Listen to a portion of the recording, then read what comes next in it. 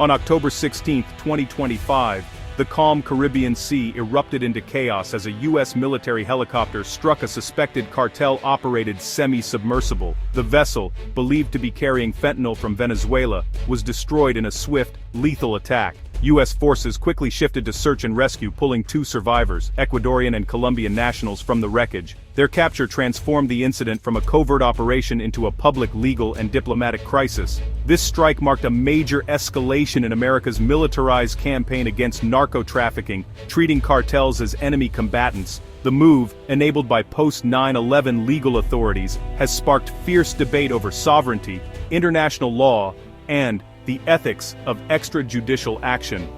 The Caribbean, once a tourist haven, is now a battleground in a new, controversial war on drugs. The so-called narco submarine was a homemade semi-submersible craft, ingenious in its simplicity, yet engineered with a singular purpose: to slip through the world's most heavily patrolled waters undetected. These vessels are often built in secret jungle workshops, using fiberglass and basic marine engines, cobbled together by skilled hands working for powerful cartels. Nearly invisible on the open sea, they ride so low in the water that only the faintest outline betrays their presence, even to the most vigilant eyes. Built for stealth, these vessels travel with only a sliver above water, evading radar and patrols. Their muted colors and low profiles make them almost ghost-like, blending seamlessly with the waves and the horizon. Each can carry up to 3 tons of drugs, making them a game-changer for cartels and a nightmare for law enforcement. A single successful journey can flood entire regions with narcotics, generating millions in illicit profits. The destroyed vessel was reportedly loaded with fentanyl, a drug fueling America's overdose crisis. Just a few kilograms can mean thousands of fatal doses, making every shipment a potential catastrophe. For the U.S., these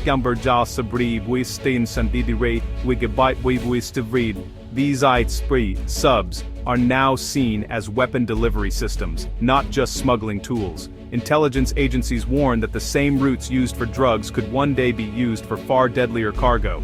This perception has shifted the rules. Military force is now the response, not just interdiction. The Coast Guard and Navy have ramped up patrols, ready to intercept and, if necessary, neutralize these elusive threats. Sinking a narco sub is about more than seizing drugs. It's about disrupting a network seen as a direct threat to national security.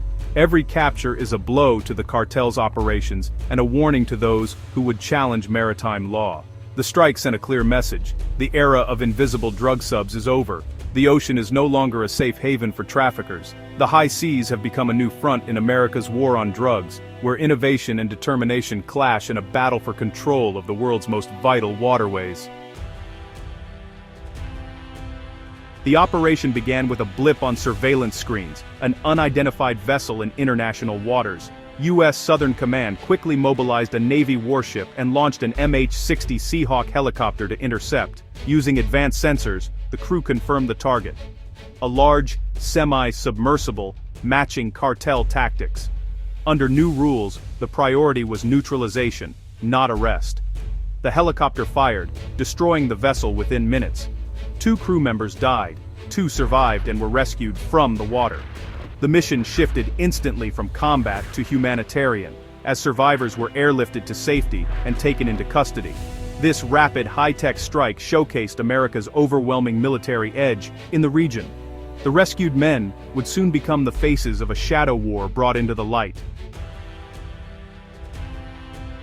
President Trump broke the silence 2 days later, declaring on social media that the strike targeted narco-terrorists, not innocents. He announced the survivors would be repatriated, sidestepping a U.S. trial and its legal complications. The administration's stance: cartel operatives are enemy combatants, not criminals entitled to due process. This position relies on a controversial use of post-9/11 war powers, applying them to drug cartels. Secretary of Defense Pete Hegseth and others argue the cartel's scale and violence justify military action. Critics warn this blurs the line between law enforcement and war, eroding legal protections. Trump's message was clear: in this new conflict, lethal force is the norm, not the exception. The rules of engagement have changed, and so has the debate over justice. Venezuela's President Nicolas Maduro swiftly condemned the strike, denouncing it as a blatant violation of his country's sovereignty and a dangerous escalation in regional tensions. Maduro appeared before national and international media, vowing to defend Venezuela's independence and warning that such actions could destabilize the entire region. Top Venezuelan officials accused the U.S. of using narco-terrorism as a pretext for regime change, claiming that Washington's real goal was to undermine the government and seize control of Venezuela's vast natural resources. On the streets, anti-U.S. protests erupted, with demonstrators waving signs and chanting slogans against foreign intervention. Maduro called the U.S. military buildup in the Caribbean gunboat diplomacy, a throwback to an era of imperialist interventions. He firmly denied any state role in drug trafficking, insisting that Venezuela was being unfairly targeted for political reasons. The government mobilized its armed forces, staging parades and military exercises to project strength and unity. At the United Nations, Venezuela's ambassador delivered an impassioned speech, demanding that the Security Council pass a resolution condemning the U.S. strike and upholding the principles of international law. The ambassador called the strikes illegal and dangerous, warning that they set a precedent for unilateral military action and could trigger wider conflict. UN human rights experts echoed these concerns, raising alarms about the humanitarian impact and the risk to civilian lives.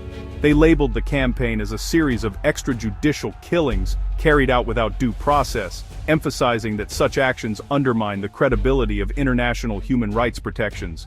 Legal experts at the UN argued that targeting alleged traffickers as enemy combatants is a legal fiction designed to bypass established international norms and avoid accountability for civilian casualties. Meanwhile, in the U.S., Democratic lawmakers voiced strong concerns, questioning the legality of unilateral military action without congressional approval and demanding greater transparency from the administration. The October 16th strike, which left survivors and was broadcast around the world, has intensified scrutiny and sparked heated debate in both domestic and international arenas. The world is now watching closely as the U.S. government scrambles to defend its actions amid a growing international backlash and mounting calls for accountability.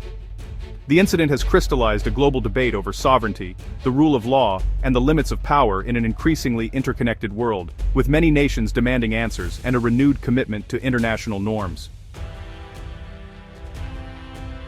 The strike was part of a sweeping U.S. military buildup in the Caribbean, transforming the region into a zone of operations. Warships, fighter jets, and even a nuclear submarine now patrol the area, with up to 10,000 U.S. troops deployed. The mission has shifted from law enforcement to a full-spectrum military campaign against cartels. Covert operations have also ramped up, with the CIA authorized to act inside Venezuela. This blend of overt force and covert action fuels suspicions that the anti-drug campaign masks broader geopolitical aims. The sudden retirement of Admiral Alvin Holsey, the region's top commander, has only deepened intrigue and speculation. The Caribbean is now a flashpoint, with military, intelligence, and political tensions running high. The U.S. presence signals a new era, one where counter-narcotics and power projection are inseparable. At the heart of the controversy is the U.S. claim that it's at war with drug cartels, invoking the laws of armed conflict. This allows the military to use lethal force as a first resort, bypassing law enforcement standards. Critics, including UN experts, argue this stretches the definition of armed conflict and enables extrajudicial killings. Without a formal war or UN mandate, these actions exist in a legal gray zone. Domestically, Congress's war powers are being sidestepped by broad interpretations of the 2001 AUMF. Some lawmakers demand new, specific authorization for this military campaign. Civilian casualties, including possible deaths of Trinidadian fishermen, threaten to further undermine U.S. claims of precision and legality. The question remains, who is accountable when the rules are rewritten in a shadow war? The fate of the two survivors remains uncertain, caught between the hope of justice and the shadow of political maneuvering. Their lives now hang in the balance, as governments debate their next moves and the world's media speculates on their future. Will they face justice at home, or become unwilling pawns in a global propaganda war? Their trial could become a spectacle, drawing attention from activists, politicians, and international observers alike. The risk of escalation is real. Venezuela could retaliate asymmetrically using unconventional tactics to send a message to its rivals and assert its influence in the region. Meanwhile, U.S. covert operations raise the stakes for miscalculation as intelligence agencies and special forces operate in the shadows, increasing the potential for misunderstandings and unintended consequences. The Caribbean is now a geopolitical tinderbox, where old rivalries and new ambitions collide. The region's strategic location makes it a focal point for global powers, each vying for control and influence. Here, one incident, no matter how small, could ignite a wider conflict, drawing in neighboring countries and threatening the fragile peace that has held for decades. The legal and ethical questions raised by America's new war on drugs will echo for years, challenging international law and the boundaries of national sovereignty. Can a nation unilaterally declare war on a criminal enterprise, bypassing traditional diplomacy and international consensus? And if so, does it have the right to rewrite the rules of engagement, setting a precedent that others may follow? The precedent set here could embolden others, encouraging nations to take matters into their own hands and act outside established norms.